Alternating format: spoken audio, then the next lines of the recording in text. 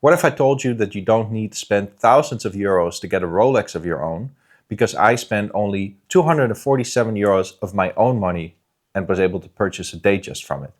I'm going to talk today about how I started a watch flipping journey somewhat suddenly. I will talk about how I went from literally an investment of 247 euros, trading it all the way up to nearly 10K in 2 years. In telling the story, I will give you some tips, or at least the rules that I was adhering to, so that if you want to do this on your own, you can follow some of my tips and hopefully it will pan out well for you. So I was turning 30 3 years ago. And I thought, okay, maybe being 30 is a nice age to get a nice gold-colored watch. And I saw online an advertisement for a Bulova Super Seville. Not the new square ones, but the original, basically a rip-off of the Rolex Day-Date, but a very nice one. So I purchased this watch for my 30th birthday, and I figured if I don't like it enough, if gold isn't my thing, then I can probably sell it for a little bit of profit, because it's a well-known watch, it's popular, it looks to be of good quality, but it's not listed at a very high price. The photos aren't too great, which is probably why not a lot of people are responding to it. So let's just give it a go.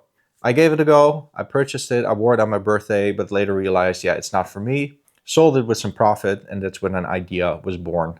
What if I could pay for my own hobby with my own hobby? Okay, so I was able to sell it with a little bit of profit. Now I went on to a different type of watch, and this was a Seiko Tank, specifically the SFP 608 P1.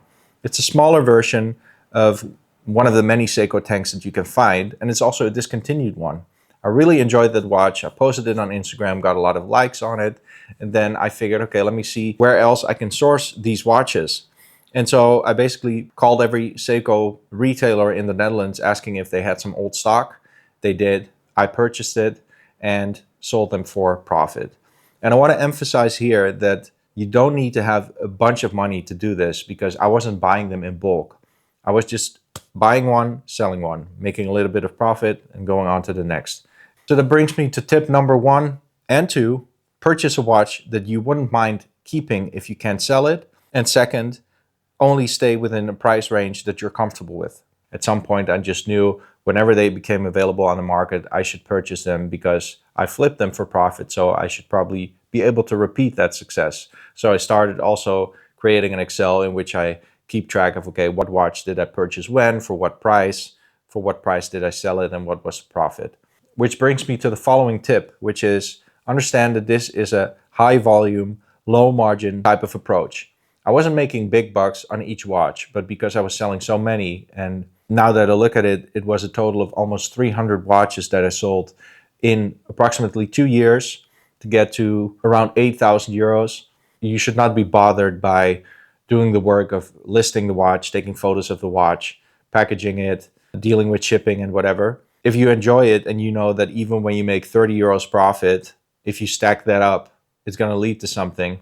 Yeah, for me, it wasn't a big deal. It was something that I was already enjoying. Taking pictures of watches. I like wearing different types of watches. So whenever it took me a long time to sell a watch, I didn't mind so much, because it just meant that I had a few additional weeks with that watch on my wrist until I would find a seller. Another tip that I want to give is don't get high on your own supply. It's so easy when you're thinking, okay, should I purchase this watch or not? Because with every purchase, there's the risk that you're choosing something that ultimately you are not able to sell, but you're definitely not selling it if you're getting high on your own supply. It's very easy to use it as an excuse. Oh, I'm going to purchase this watch because I'll sell it with some profit. And then it comes in a mailbox, you put it on your wrist and you like it so much that you're like, yeah, I'm not going to part ways. You need to keep that goal in mind and just focus on, okay, it's a really nice watch, but there will be many nice watches and I have this higher goal. That's what I did. And in hindsight, yes, definitely there are some pieces that I would have liked to keep. But had I done that, it would have stood in the way of me purchasing that Rolex. Now I created an overview of how many watches I sold and for what price. And I will actually list some of the watches that I sold and how many of them I sold to get to that Rolex. The Zarp 033, sold it 6 times. The Omega Constellation Marine, I sold 11 times. Omega Constellation, I sold 1 time. The Seiko Tank, I sold 7 times. The Bulova Super Seville, I sold 7 times. And then there was a bunch of just secondhand watches on eBay, Marktplaats, Vinted, whatever, of which I thought, okay, they're nicely priced. Maybe I can make some profit. Another tip that I want to give is you should understand that most money you will make when purchasing the watch, not so much when selling the watch. It's really important to purchase the watch at a fair price. You need to take into account that you might have to pay for import. When you're buying it from a platform like Chrono24, every seller needs to give away 6.5% to Chrono24 in order to sell the watch. So that's a big margin, and preferably you want to sell it directly through Instagram. But then, of course, there's the whole trust issue. So take that into account. The bigger the discount you can get when you purchase the watch, the more margin there will be left for you, of course, when you sell it. What I did find a little challenging is the consistency. It's easy to stay consistent and to stay on the hunt for watches that you can sell, but it does require some effort. So you really have to be a watch nerd who's actually already browsing watches all day. If you're already doing that, and there's a big chance that you are because you're watching a video about watches right now, but then it's not a lot of work to be looking for watches. You need to do this daily in order to have a consistent flow of watches to sell. And for me, it was challenging sometimes to realize that nothing would be available for weeks, but then there could also be a week in which there are 3, 4, 5 pieces that I think, well, they're at a fair price. They're on sale now. So then in 1 week, you suddenly purchase 4 watches, and that money adds up. But you need to then still believe in the process that you can probably sell them for profit.